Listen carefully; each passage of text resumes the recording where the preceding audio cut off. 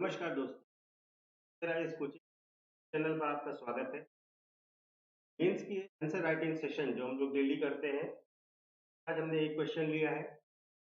Normally हम लोग दो क्वेश्चंस बड़ा है, इसलिए एक क्वेश्चन लिया। आप इसको पहला प्रश्न जो आज का है what is the current international framework regarding management, also discuss proposed UN treaty on high sea. महासागरों के प्रबंध के संबंध में वर्तमान अंतर्राष्ट्रीय ढांचा क्या है, उच्च समुद्रों पर प्रस्तावित संयुक्त राष्ट्र संधि की भी चर्चा करें। जैसा कि आपको पता है कि आज का जो सेशन है वो करंट अफेयर्स के क्वेश्चन का, और ये आपको लाइव मिनट में न्यूज मिल जाएगी पिछले हफ्ते में, और उसके साथ साथ आपको डाउन टू अर्थ में मिल जाएगा इंडियन एक्सप्रेस। तीन पेपर्स में इस न्यूज को मैंने देखा जगहों पर, तो वहां से इस क्वेश्चन को फ्रेम किया है। तो क्वेश्चन ये है कि करंट इंटरनेशनल जो फ्रेमवर्क जो है मैनेजमेंट ऑफ ओशंस के लिए क्या है। मैनेजमेंट ऑफ ओशंस बहुत इंपॉर्टेंट इसलिए भी हो जा रहा है क्योंकि आप देख रहे हैं ताइवान स्ट्रेट को लेकर के विवाद हो रहा है, चाइना की पॉलिसी जो एक्सपेंशनिस्ट है वो बड़ी समस्या हो रही है, अलग अलग जगहों पर वाटर डिस्प्यूट्स बहुत ज्यादा बढ़ रहे हैं। तो आपको ये ध्यान देना है कि इसको हम लोग कैसे देखें।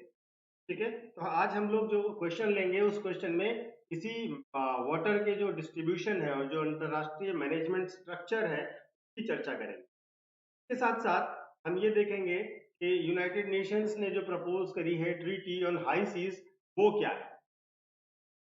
ट्रीटी ऑन हाई सीज पर अभी कॉन्फ्रेंस हुई थी और ये अभी सक्सेसफुल नहीं हुई है, अभी केवल इन डिस्कशन है, तो इसके बारे में भी जानना जरूरी है। सबसे पहले क्वेश्चन पर आते हैं।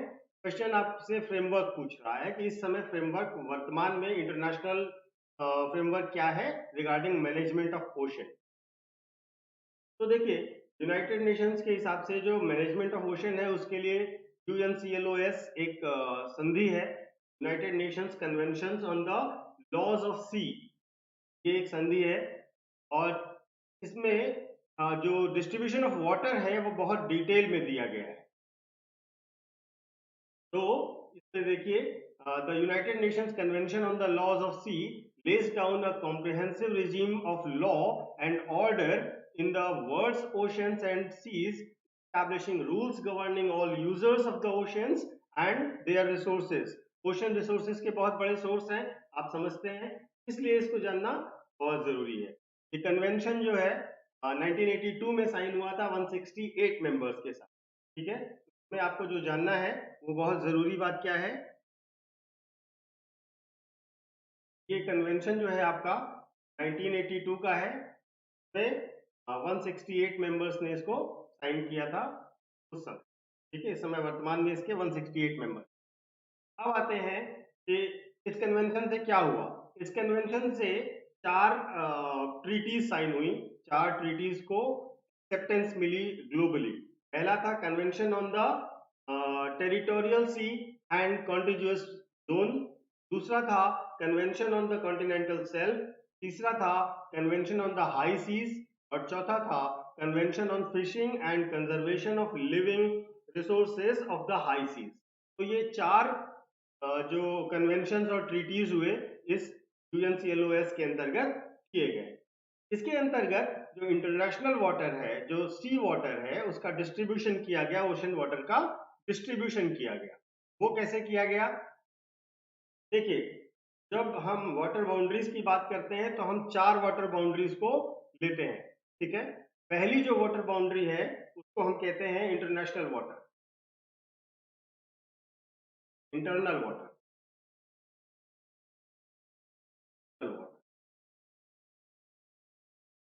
ठीक है, जो इंटरनल वाटर है वो जो जितना भी वाटर या वाटरवेज है जो लैंडवर्ड साइड पर है बेस लाइन की।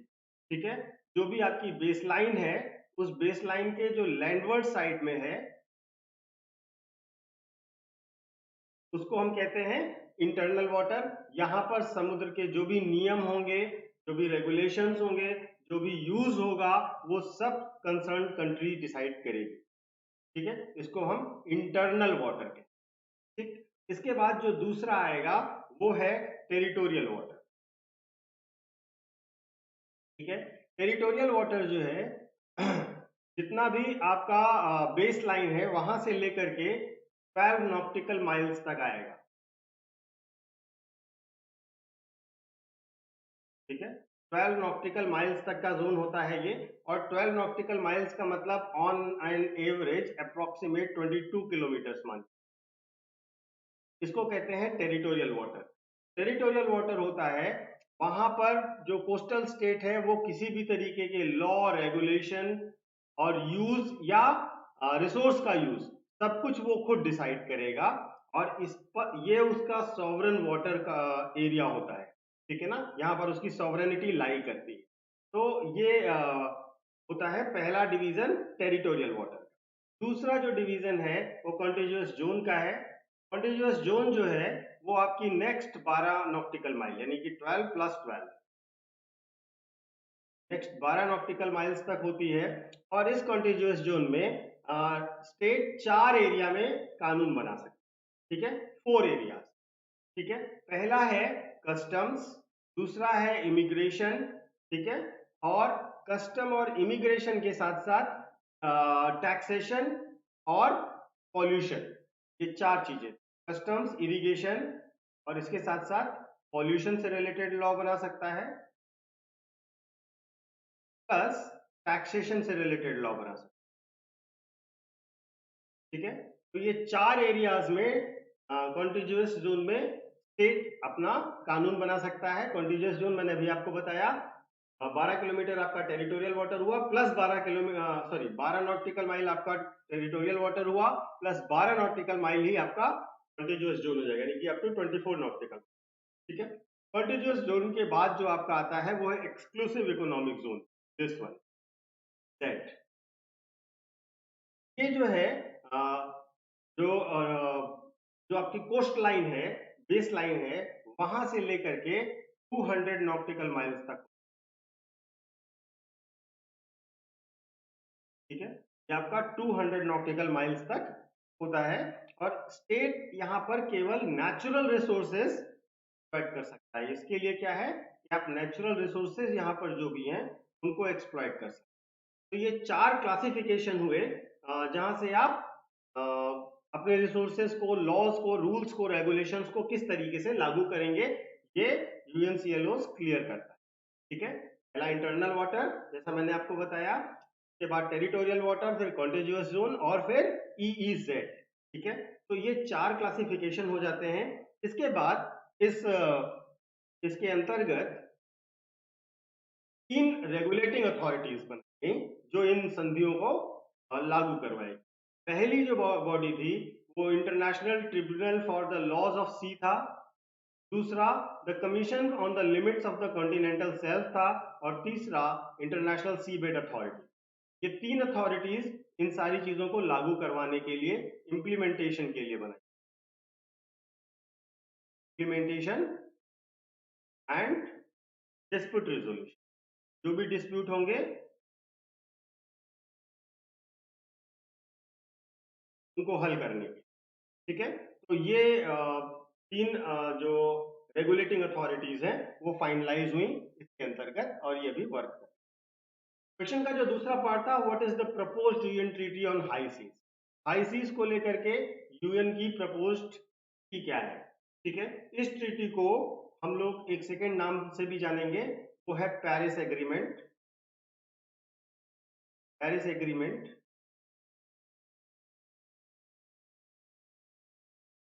On high seas, Paris agreement for ocean, high seas नहीं, पेरिस एग्रीमेंट फॉर ओशन के नाम से जाने। देखिए इसकी शुरुआत क्या होती है, इसकी शुरुआत जो है वो 2015 में होती है, जब यूनाइटेड नेशंस जनरल असेंबली एक रेजोल्यूशन पास करती है जिसमें इंटरनेशनली लीगली बाइंडिंग इंस्ट्रूमेंट बनाना था, जो कि conservation and sustainable use of marine biological diversity को रेगुलेट करे। ठीक है, और ये कहां रेगुलेट करे, जो ओपन सी है, जो मैंने आपको अभी 4 बताए थे, दिस वन, इन 4 के बाद जो एरिया बचेगा, जो एरिया आएगा, उन सबको क्या कहेंगे, ओपन सी। ठीक है, उस ओपन सी में आपका रेगुलेशन किया जा सके किस चीज के लिए, conservation and sustainable use of biological diversity, this one. जो भी मरीन बायोलॉजिकल डाइवर्सिटी है उसको किस तरीके से कंजर्व किया जाए और सस्टेनेबल यूज किया जाए, ठीक है। इसके लिए यूनाइटेड नेशंस जनरल असेंबली ने 2015 में एक प्रस्ताव पारित किया। 2017 में इसी के लिए इंटर गवर्नमेंटल कॉन्फ्रेंस बुलाने का डिसीजन लिया गया और उसके बाद आगे चल करके 2018 में भी इसके लिए कॉन्फ्रेंस बुलाई गई और उसके बाद से लगातार सीरीज ऑफ कॉन्फ्रेंसेस बुलाई जाती है। तो ये है पेरिस एग्रीमेंट और इसका बेसिक मोटिव है जो ओपन सी है, जो हाई सी है, उस सी में कैसे हम कंजर्वेशन करेंगे मरीन और बायोलॉजिकल डाइवर्सिटी का और उसका यूज, सस्टेनेबल यूज कैसे करें, ठीक है। अब हाई सीज के बारे में एक छोटा सा फैक्ट भी जान लीजिएगा। जो हाई सीज हैं वो 65% ऑफ द सरफेस को कवर करती हैं और 95% of the volume of water high seas के। अब आपको इतने बड़े एरिया के रेगुलेशन के लिए एक एग्रीमेंट की बात हो रही है। ये एग्रीमेंट रेगुलेट करेगा कि उनको कैसे यूज करना है, कि कौन कौन यूज कर सकता है, इंटरनेशनली इसके लिए क्या एग्रीमेंट किया जाए और उसके लिए कौन से इंस्टीट्यूशन का फ्रेमवर्क तैयार। तो ये है यूनाइटेड नेशन की प्रपोज ट्रीटी ऑन। तो ये दो चीजें हो गई जो आपको जाननी थी, ये क्वेश्चन था आपका और ये फैक्चुअल ज्यादा है तो आपको इसके सारे फैक्ट्स भी आपको ध्यान रखने हैं और ये चूंकि करंट अफेयर्स का टॉपिक है तो इसको थोड़ा समझिएगा और थोड़ा सा इसके बारे में राइटअप भी तैयार करिए। आपको पता है कि आप क्वेश्चन लिखने के बाद जब चाहे तो सबमिट कर सकते हैं, जिसको हम इवेल्युएट भी करेंगे और आप इसको कंटिन्यूअसली राइटिंग करते रहें। Thank you so much.